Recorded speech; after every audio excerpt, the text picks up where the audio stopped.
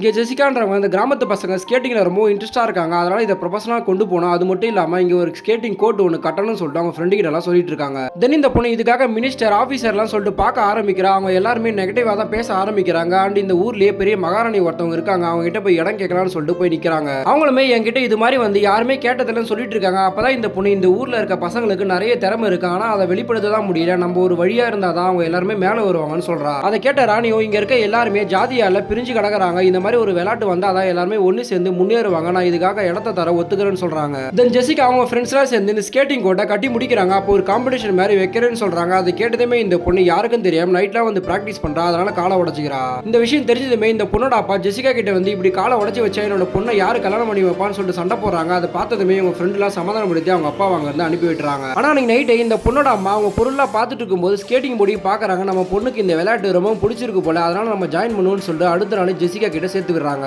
But இந்த பொண்ணோட அப்பாக்கு இதெல்லாம் பிடிக்காம இந்த பொண்ணுக்கு மேரேஜையும் ஃபிக்ஸ் பண்ணிடுறாரு. அந்த மேரேஜ் டேட்ல தான் அந்த காம்படிஷன் வந்திருக்கு. அதனால இந்த பொண்ணு யாருக்கும் தெரியாம அங்க தப்பிச்சு வந்துடுறா. ஆனா ஓடி வரும்போது மகாராணி இந்த பொண்ணை பார்த்துட்டு காம்படிஷனுக்காக இந்த பொண்ணையை கூட்டிட்டு போறாங்க. அந்த காம்படிஷனை கலந்துக்கிறா. அப்பன்னு பார்த்தா அவங்க அம்மாவும் அவங்க அப்பாவும் வந்து இதை பாக்குறாங்க. தென் இந்த பொண்ணு ஸ்கேட்டிங்கை செம்மையா ஓட்டி வின் பண்றா. அப்ப இந்த பொண்ணோட பேரையை அனௌன்ஸ் பண்ணி பிரைஸ் கொடுக்க மகாராணியை வர சொல்றாங்க. அதை கேட்ட அவங்க அப்பாவும் நீயே போயிட்டு வான்னு சொல்லிட்டு அனுப்பி வைக்கிறாரு.